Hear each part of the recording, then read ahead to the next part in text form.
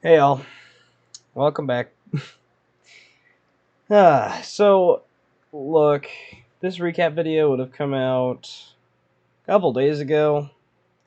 If it wasn't for me being a little bit under the weather, unfortunately, but here we are. It's September 5th at the time of recording this, so yep, we are recapping everything that I watched and bought in the month of September, or not September, August 2023. So, get this started. Only rule is that the movies that I talk about are only first time watches because we'd be here for like quite literally 4 hours if I was talking about every movie I rewatched. I mean, maybe eventually I'll change the rule to just like acknowledging rewatches, but as of right now, there's quite a few first time watches already. And my last video ended up being like 45 minutes long just talking about first time watches. So let's just stick to first time watches for now. Let's try and get through this a little relatively quickly because there wasn't a whole lot that I ended up watching for the first time this month. A lot of it ended up being rewatches. Um, but yeah, let's just dive into this. So first up on Wednesday, August 2nd, I did watch a lot of movies for like rewatches, repeat watches, um, on the first, and ended up being the Teenage Mutant Ninja Turtles movies. And what released on Wednesday, August 2nd was TMNT Mutant Mayhem.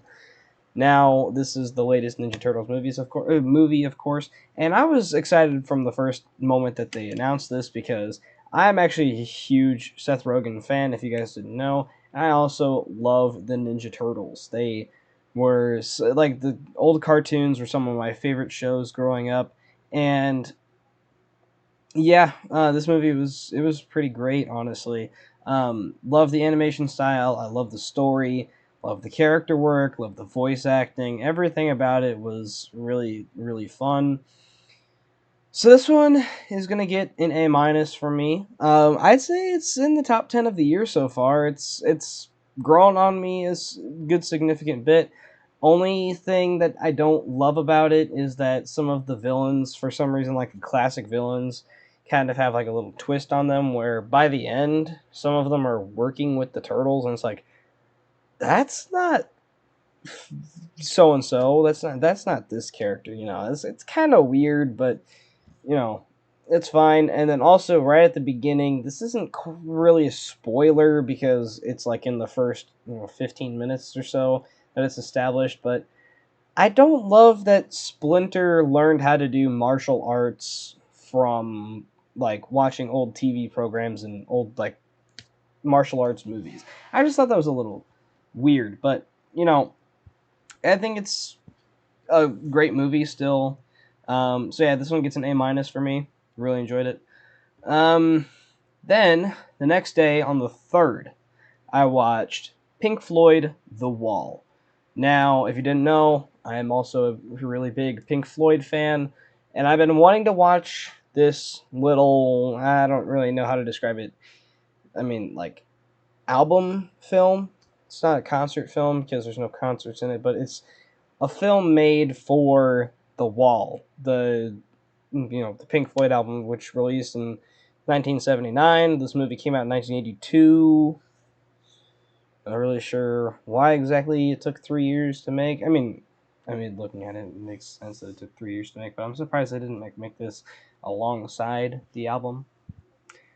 But The Wall is a very psychological, trippy movie, and it's an interesting watch for sure. It's really just like kind of just like a series of random images that kind of correlate with the songs, and I really liked it.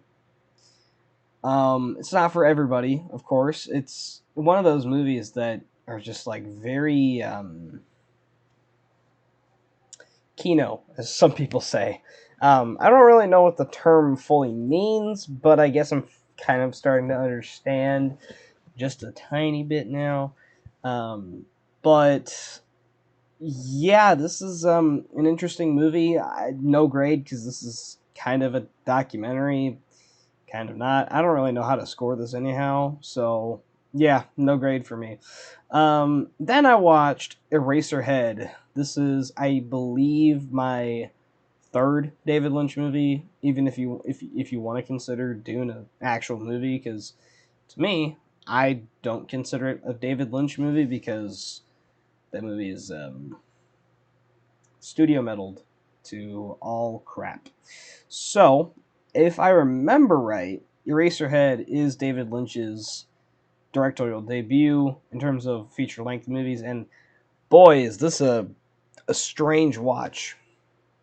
Basically, trying not to give anything away, but the main story is about a dude and his wife who kind of like just out of nowhere have a baby, and this baby is like a mutant sort of, just like a messed up baby, and like it also kind of made me laugh a little bit because this baby, I'll pop an image up on the screen here, but I watched this the day after I watched Mutant Mayhem, and to me this thing looked like a Ninja Turtle. um so yeah, Eraserhead, it was a pretty great, trippy psychological sort of movie. I kind of watched a lot of that for whatever reason this specific day, the third. Um, but yeah, um, Eraserhead is a pretty great movie. A minus. Then we have Bowling for Columbine, the Michael Moore documentary. Is a documentary sort of entailing the events of the Columbine High School shooting. If I remember right, this was either late 90s or very early 2000s. I mean, this documentary was made in 2002, but I don't remember it being in 2002. Um, but this was a very horrific shooting that, I mean, well, maybe some people aren't going to be crazy about this documentary because of how serious of a subject this is, and kind of how Michael Moore's writing is a little bit played for laughs, almost. I feel like the documentary, was very powerful. Um, I almost didn't finish it, but I honestly kind of go want to go watch it again because I remember I was watching it before I fell asleep one night, and I was like so like engrossed in it, and then I ended up falling asleep and then finishing it the day after. I want to watch it all in one sitting just to see how it sits with me again. But yeah, this is a very dark documentary, kind of entailing some brutal, horrific stuff. No grade because again, it's a documentary. So yeah, I ended up watching quite a few documentaries in like this little section of the year. Trying to remember what else there was, but oh, "Gimme Shelter," the Rolling Stones doc that I was talking about last month. Um, then I went to the theater. Believe this was on a Saturday, the 5th, August 5th. I don't remember quite exactly, and I cannot math right now because my brain is exhausted. Let's just say exhausted. Um, I watched Talk to Me in the theater. Now this is a great theater experience because me and the person I went with were the only people in the theater, which has actually happened a couple times this year. It happened with Fast X. I don't know if I talked about that or not, and it also kind of happened with Transformers: Rise of the Beasts. Fast X, we were literally like the only people in the theater, and Rise of the Beasts sort of was because I don't exactly know like what this person was doing, but they were just kind of like sitting up in like the far corner of the theater and sat on their phone like literally the entire time. I mean, their volume was off, luckily, but like they just sat in the theater, like back of the theater, like the entire time, so they didn't bother us or anything. they didn't say anything, if I remember right. Um, but like it was kind of strange. You just like I didn't even notice he was really there up until like the movie was about to start, and then I forgot he was there, and then he just left, and I was like, oh yeah, that guy was here. Forgot about that. But yeah, this Talk to Me, kind of getting off track. I'm sorry. But Talk to Me, me and the person I went with were literally the only people in the crowd, which was really nice and made for a pretty nice experience for a horror movie. Which actually really works. Sorry, there's a gnat flying around in here for some reason. Anyway, um, yeah, made for a pretty thrilling experience. There's not a whole lot of movies that I actually um find to get under my skin a whole lot. There's some, like, very few. There's, I think, two where I've actually like looked away from the screen. And if I remember right, it's Terrifier 2 because, the bedroom scene is gnarly. Um and it's probably, if you haven't seen the movie, you know what I'm talking about, but if you haven't seen the movie and you don't know what I'm talking about, it's not what you think it is. It's not a sex scene. It is a brutal kill where Art the Clown chops off someone's scalp. And I'll just leave it at that because there's more to it. But that killed me. That scalping killed me. But Talk to Me. Whew, oh boy. Um, this one also got under my skin. I'm going really off topic with Talk to Me for whatever reason. But Talk to Me is a movie that creeps me out. Genuinely creeps me out. Now, I don't even know where to begin with this one because it's about a group of teenagers that have like this mummified hand of like some gypsy, I think it was. And if you hold the hand, like go to shake it or whatever, and you say "talk to me," you get to see a ghost, and you don't know who it is. Which is a cool concept, and they it kind of sounds a little generic, but even though it is a pretty cool concept, um, it's a little overused somewhat. Like it's kind of like a Ouija board, you know. But either way, like it's still a creepy movie, you know. There's a lot of like undertone messaging of a like substance abuse, sort of like addiction. I think that's really cool. And also the ending is genuinely chilling, and also the opening is really genuinely chilling. And from what I understand, this is both getting a prequel and a sequel. So, I mean, if they're as good as this movie, then we're gonna have probably A24's best trilogy right there. If they're going the X route, I'm all for it because personally, I like Talk to Me more than X. That's just me. I mean, they're pretty close contention, but I like Talk to Me a little bit more than X. And I mean, X is a great movie still, though. Don't get me wrong, and I can't wait for Maxine to come out. But Talk to Me, if we get more of this, sign me up. A minus. Um, could get better over time, honestly. Hoping to rewatch that one around Halloween because Blu-ray's coming out for it. Actually, the 4K is coming out for it, and I'm buying that. Like, I'm either gonna pre-order it or buy it day one. August 6th, I watched The Blackening. And I gotta say, this is a pretty disappointing movie because the trailers seem pretty promising to me personally. And this was quite literally the dumbest movie I have seen all year.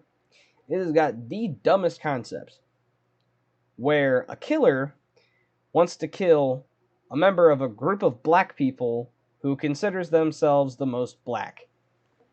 Okay, that is a silly concept. Don't get me wrong. I'm not trying to sound racist or anything, but that is the concept. Does it work? I mean, sort of. Once you get to the second act, it definitely works.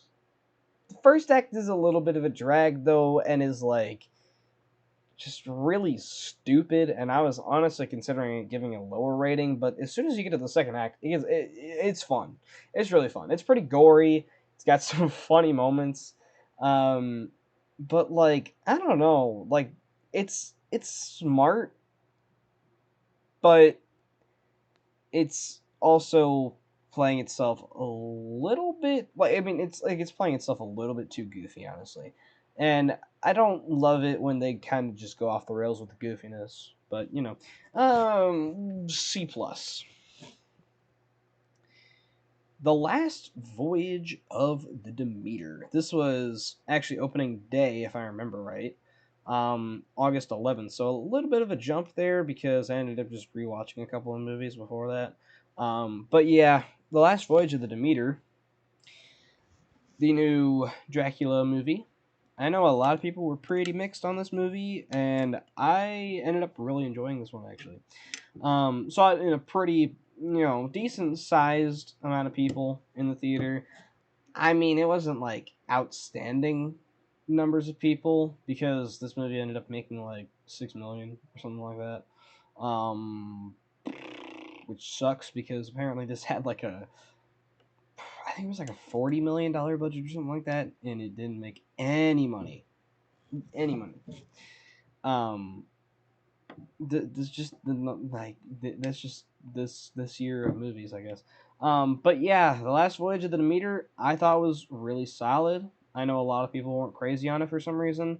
Um, I mean, I thought it was gonna go by a little bit faster because it's like roughly 2 hours long, and I felt like some parts of it. Oh, this is where the second act is gonna come in. This is where the third act is gonna come in. We're about to get to the third act, and this is gonna fly by. No, it's pretty long, and it feels long. That's like the one complaint that I really had. Besides some of the CGI, actually, the CGI in some bits was a little rough. I gotta admit. Um, but the movie was still good. I really enjoyed it. The person I saw it with really enjoyed it as well. B plus. I really liked it. I mean, it's got issues, but I think it deserves way more love than it's been getting. And a lot of people are saying it's the worst movie of the year. To that, I say, no, sir. This is good. This is a good horror movie. Waterworld. We'll talk about this one a little bit later too, but um, for a little bit of a cult classic that just bombed at the box office with a pretty significant sized budget, it was really goofy and cheesy. Um, yeah, it was all right. It was all right. Pretty fun, weird movie. Kevin Costner. I mean, like the opening bit of the movie is him drinking his own pee, which is it's absurd. But it's interesting. It's an interesting, bold move. Um, yeah, I mean, it's like a C plus for me, but it was a decent movie, I guess. Um, Next Friday, so the sequel to Friday, and I actually started watching the third movie, and I stopped because I had no clue what the third movie was going to be about. Okay, so basically the second movie drops my favorite character of the series, which is Smokey, because Smokey is a top dog. I mean, he is a top G. I'm telling you right now. If he was he's a horrible person, but if he was my friend, he would be one heck of a friend. Um, but next Friday drops the character Smokey, and kind of just brings in like another character that I think is Craig's cousin. I don't remember his name. But they don't bring back Smokey for the third one, unfortunately. Which like I said, I started watching it, but I stopped watching it because it's a Christmas movie, and I had no clue it was a Christmas movie. I don't want to watch a Christmas movie in almost October. I don't want to watch a Christmas movie this far in advance, unless it's Die Hard, which I can watch Die Hard any time of the year. But next Friday, it was a decent comedy. I mean, I really like the third act where they're kind of like going into like they're invading a house, um, and the stoner guy like he gives this dog a pot brownie, and it's so awful, but it's so funny. It's like I don't I don't even know how to describe this movie. It's just funny, man. It's a fun movie. It's not great by any means, but I had a decent time with it. Like B minus. Um, Marcel the Shell with Shoes On. So I've been hearing since 2022, like around this time, like maybe July of last year, that this movie was freaking phenomenal, and I've wanted to check it out since then. They added Showtime to Paramount Plus. I was all over it. So, got Paramount Plus, and this is the first thing I watched on there. I'm pretty sure. Besides, I think rewatching Rise of the Beasts. Maybe I don't remember honestly, but I ended up watching this one and I loved it. This is a fantastic movie. A minus. I mean, brought out the emotions. Great, great movie. Then I watched Grease. I think this was the next day I ended up watching it. Um, Another really fun movie. Was I surprised it was fun? A little bit, honestly, because I wasn't expecting more than just kind of like a chick flick musical sort of thing. But it actually, honestly, kind of surprised me that it was pretty decent. So yeah, this one is I think it's a solid B plus. I mean, it's pretty cheesy. Some of the performances are a little all over the place, but it's a fun movie. Don't get me wrong. The Girl Next Door. I think I started watching this one over like a week period or something like that. I just kind of got busy and then I ended up finishing it. I ended up finishing it like the same day I watched Grease. And yeah, this is a really fun comedy. I mean, it's not great by any means, but like very very fun movie. Um, Alicia Cuthbert is smoking hot in this movie too, so there's that. Yeah, it's a fun comedy. It's got a really funny ending. Um, yeah, B, fun movie. Then I ended up finishing watching Breaking Bad. Now this is a TV show, not a movie, but I finished watching Breaking Bad finally, and it might honestly be like my favorite piece of media of all time. Season 4 and season 5 are like genuinely perfect. Um, it's like choosing a kid that I like more. It's rough, but you know, I loved both seasons dearly. Some had like season 4 had like its lower moments than season 5. I think season 5 didn't have like a low moment in the entire show. Maybe there were some episodes like a little bit like there were some episodes that were better than others, but I ended up loving like every single episode out of season 5. And season 4 almost the same thing, I'd say. The last 3 episodes of season 5 though are unforgettable. Um, yeah, so A plus for Breaking Bad. Even though it's not a movie, I still wanted to talk about it on here because I have it logged on Letterboxd, so yeah, that's what I'm using for this. So then after that, I immediately jumped into El Camino, the Breaking Bad movie, all about what happened to Jesse right after the events of Breaking Bad season 5. And there's like debate of like what character was tortured the most. And I don't think Jesse Pinkman has really ever been in the conversation. Up until around I think the time that El Camino came out, because with this movie you really dive into like that. I think it was like a year long period from the break between season 5 or from um, the episode Ozymandias to the finale. Felina, I think it's called. I think. I don't remember, honestly. Um, and in that period, um, something happens to Jesse, and he's kind of in a scenario that he's a little bit tortured for about a year. And that's crazy. And even in, like the last couple of episodes, you see what happens to Jesse, and he's just tortured mentally and physically. And then in El Camino, it just doubles down on everything that they established about what happens to Jesse.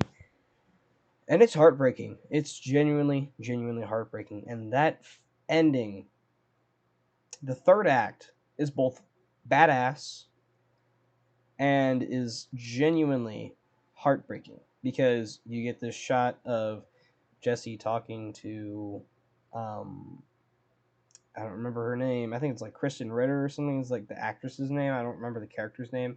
Um, Anyways, his ex that died at the end of season 2. Um, and you just see him talking to her, and it's like, I mean, it's not real, it's in his head, but it's just haunting and genuinely fantastic, and it's a beautiful send off um, to the character of Jesse and Breaking Bad. So, A minus. I mean, it's not entirely necessary. We didn't need more Breaking Bad, but it's always nice to have more Breaking Bad. Am I right? um, then I watched Running Scared a couple days later. It says the 19th on here. I think I might have watched this maybe a day before that, but I just didn't label that. But yeah, Running Scared is a Paul Walker action thriller. Um, a little bit after he did the first 2 Fast and Furious movies, and this one is kind of notorious for just being really, really crazy. And if I remember right, it is a remake. I'm not sure what of.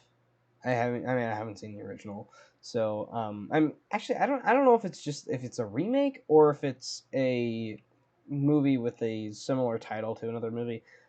But I'm talking about the Paul Walker one. And this one is a really solid thriller with some crazy, crazy editing style. Um, and some crazy events that happen in it. Like, it's a pretty gnarly movie. Great performance from Paul Walker, rest in peace.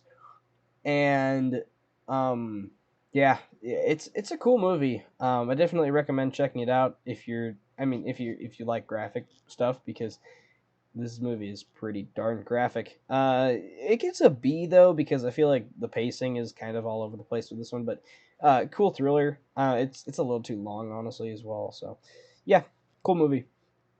Then I saw another pretty disappointing movie, honestly. Sympathy for the Devil, the new Nicolas Cage movie where he's playing a psycho, but it's basically just kind of a ripoff of I Saw the Devil and Collateral. If you guys have ever seen those movies, they're both fantastic movies. Basically, I Saw the Devil is I think it's a Korean movie. Basically, a dude who killed a guy's wife ends up getting like followed or like something by like the dude who he killed his wife, and the guy kind of just starts to torture this guy a little mentally, and it's a pretty crazy movie. And then Collateral is a Tom Cruise thriller about Tom Cruise holding this taxi driver hostage while he's driving all around L.A. and um, having hits because Tom Cruise is a hitman. Honestly, Tom Cruise is one of his best performances to date. Because he plays a villain and he doesn't usually play a villain, which I think is awesome that he did that in that movie. But Sympathy for the Devil itself. I mean, we're not talking about Sympathy for the Devil with those other 2 movies because those are genuinely amazing movies. But Sympathy for the Devil is a very generic and plain ripoff of both of those movies because it's just, I mean, the thing that you had going for it with me was Nicolas Cage playing a psychopath. And while it's the best part of the movie, the rest of the movie around it is pretty awful, but Nick Cage saves the movie. So it's like a solid, like 5.5 out of 10, really. So like a C plus for me. It's like it's fine. It's very forgettable for me. I don't find myself ever watching this one again, unfortunately. But yeah. Then I watched the Stephen King adaptation, sort of. I think I don't really know what it's based off of. The Boogeyman, the very generic haunted house movie that came out this year. All right, look, it's fine, just flat out forgettable. Super generic haunted house movie. See, I don't remember honestly a single thing about it besides there being like some okay performances and like a decent David Desmalchian cameo, sort of. I like David Desmalchian; he's pretty cool. A couple days later, I watched After Sun. I actually started watching this one a while ago. I think I ended up watching this one over like a week or so. Um, Chilling movie. This one sat on me a lot. Like I mean, like it didn't sit on me. It grew on me as I sat on it. Is what I meant to say. But you know, I don't love how long it takes to get going, and I don't love some of the things that they just kind of add in there just to add a little bit of character. But Paul Mescal, if he is signed on to play, Mister Fantastic, like some of the rumors have shown, please, he's amazing. He's a fantastic actor. He is amazing in this movie, and probably gives like one of the best performances I've literally ever seen on film. Great movie, great Paul Mescal performance, haunting ending, and an amazing use of Under Pressure by Queen and David Bowie. Um, Next up, we saw Asteroid City on Peacock. I believe this was on a Saturday. Yeah, it's a cool movie. It's a pretty neat movie. I mean, it's not nearly the best film that I've seen from Wes Anderson, but it's a cool little movie. Um, Great performances. Yeah. B plus because it kind of just like ends out of nowhere. Like the main story just kind of like ends, and it kind of confused me for a second. And I was like, huh, that's just how they wrapped it up. Interesting. Um, yeah, I mean, it's a cool movie, and I love like the little like subtle like jabs at current Hollywood. Like that was kind of ballsy and cool, but it's a fun movie. Then the next day, oh, grade, no, I'm B plus. I think I said B plus already for Asteroid City, but yeah. Um, the next day was National Cinema Day, so the 27th, and I did a double billing of Blue Beetle and Gran Turismo. But we'll talk about Blue Beetle first because that's the first thing I watched. Uh, Blue Beetle was, I mean, kind of expected it to be a fun movie, but pretty generic, and that's kind of what I got. Except the fact that, this movie just has a lot of heart and a lot of, fun family bits. And the family is what saves this movie, honestly, because, you had George Lopez and the Nana. I don't really know who played the grandma, Nana, whatever. But, yeah, George Lopez is a very funny guy, and I really enjoyed his character in this one. Honestly, might be like the best part of the movie. Then you get the Ant Man, like literally just the story of Ant Man in this movie, with like the superhero side of it, and I mean, Ant Man was already kind of generic to start, and this one is literally just the story of Ant Man but with the character of Blue Beetle, because get it, it's a dude with powers that come from a bug or that correlate with a bug. Anyway, yeah, it was a good movie. Unfortunately, just the villains and the story were just a little generic on the superhero side. But I wish this movie would get more love and get more money because it doesn't deserve to flop. I mean, no movie deserves to flop. Um, unless you're Winnie the Pooh, Blood and Honey, and you're just a pretty awful pile of trash. But yeah, this movie deserves more. Please go see it. I know it dropped down to like 12 million second weekend or something like that. Just made 100 million, which is not good for a comic book movie at all. Anyway, Gran Turismo. Oh, Blue Beetle score B plus. I thoroughly enjoyed it. Gran Turismo was a big surprise, very big surprise. I did not expect to love this movie, but I love this movie. This is, without a doubt, one of the best video game adaptations of all time. It's not a video game movie in the sense of like them actually like telling a story within like this video game universe. It's telling a real story that came from people playing the Gran Turismo game. If you don't know, it's about this guy Jan Mardenborough who became a racer through winning a race in Gran Turismo that was offered to him because he was one of the top players. And he goes to this academy and ends up winning this race and became a real. I don't know if he was F1. I'm not sure. I'm pretty sure he wasn't Formula One racer, but like big racer apparently. Um, and yeah, this was a really big surprise. I did not expect to love this movie as much as I did, let alone like it that much. Like the trailers looked fun, but I didn't expect to love it, and I loved it. Great movie, great performances from David Harbour, and I loved seeing Orlando Bloom back in a big movie finally. So yeah, absolutely enjoyed Gran Turismo. Go check this one out if you haven't. A minus for Gran Turismo. I thoroughly enjoyed it. Um, the 28th, I ended up watching The Crazies, which is a remake of a George A. Romero movie.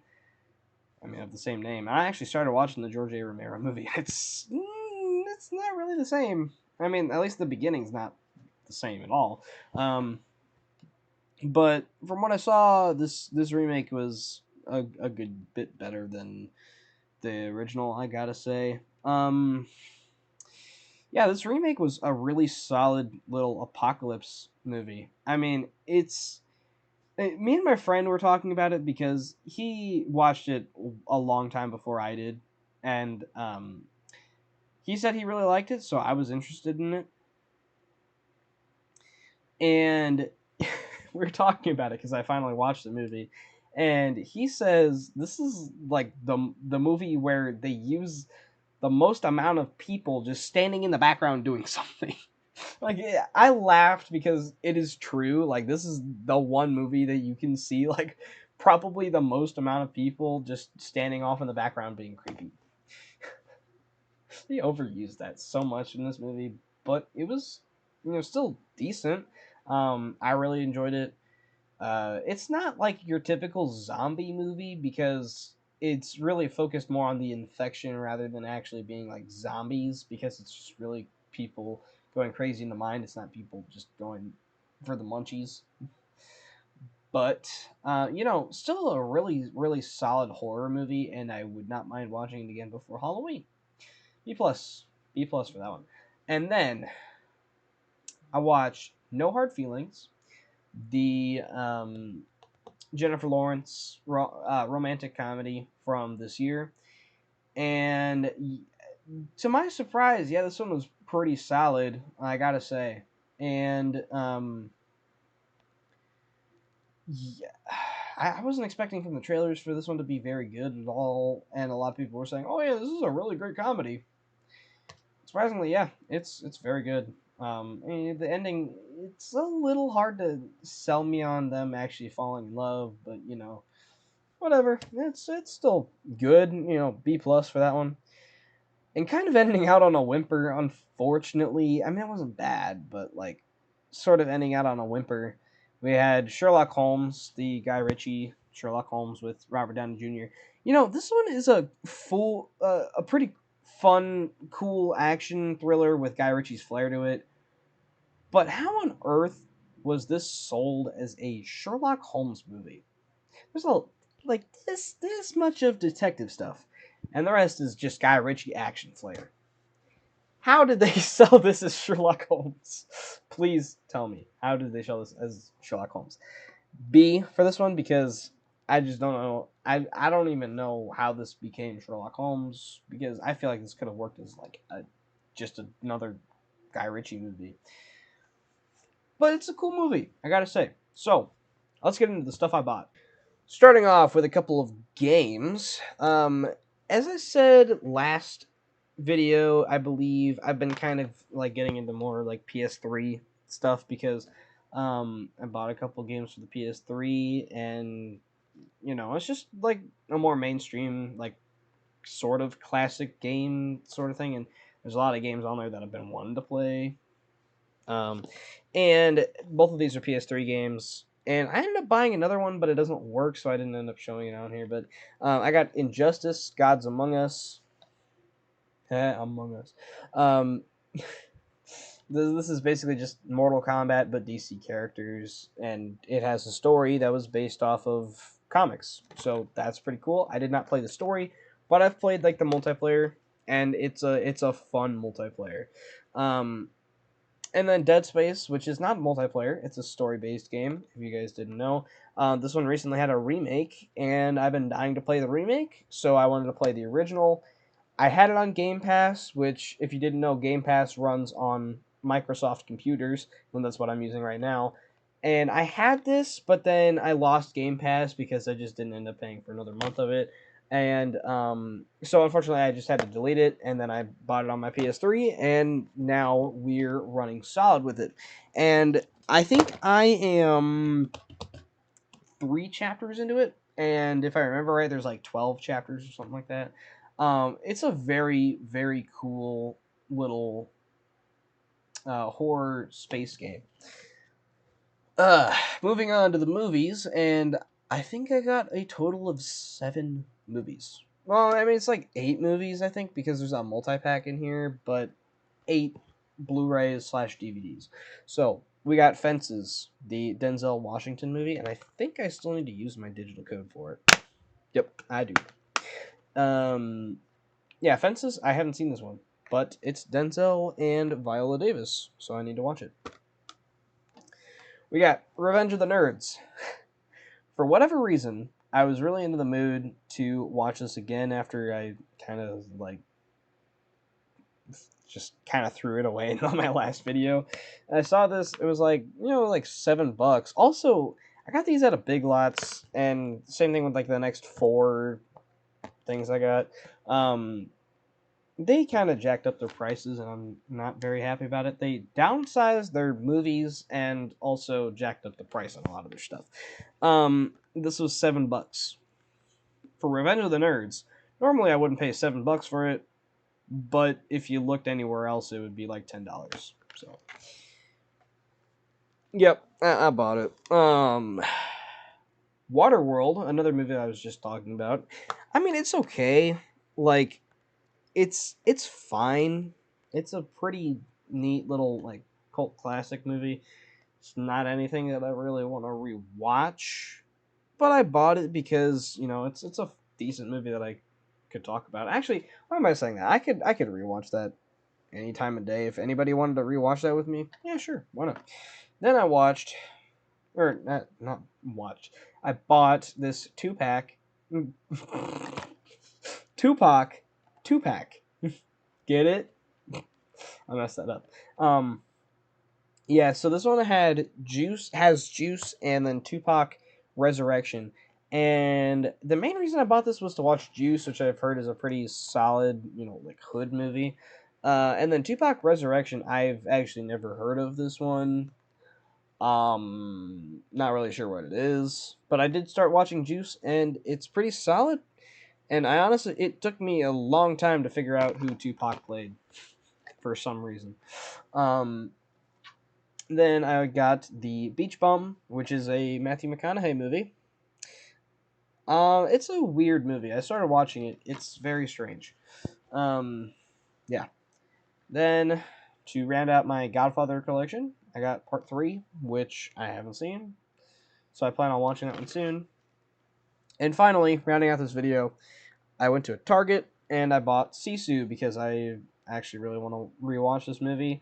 I haven't got to it yet, but soon. I will watch it soon. Badass action movie. So there you go. That's everything for the past month. Hope you guys like this video. Sorry it's a little long. Again, regardless, little announcement right here at the end. So, plan is, kind of came up with this plan last month because that's just how things worked. I kind of had the idea because I'm a huge fan of the YouTuber Cody Leach. If you guys don't know who he is, he's a great YouTuber. Go check him out.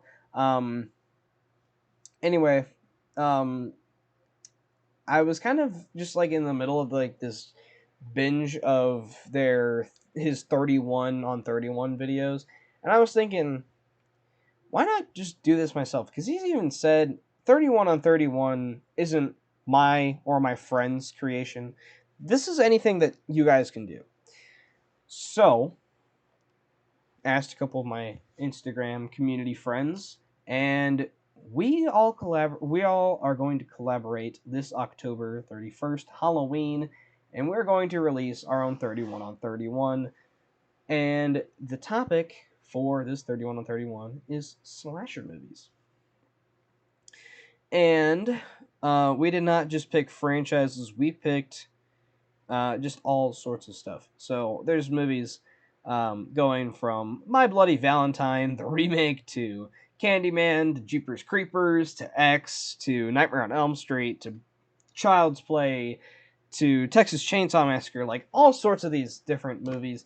And this is going to be a really fun time. So hope you guys check these guys out.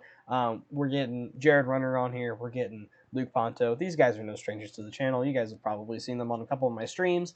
And then we're getting AJ Reacts 2 and Zach Attacks Reviews in for this one. So hopefully we can expand our little group here, get some more guys on the panel in the future if we do any more of these, because I feel like this could really be fun. But yeah, if you guys like those kinds of rankings, if you guys like horror movies, make sure to check out their channels for October 31st. We are starting to watch these movies very slowly. And yeah, go check out their channels. Of course, I'll have them linked in the description of this video. And yeah, thank you guys for watching this video. Please subscribe if you haven't. Hit the like button. And I'll see you guys next time.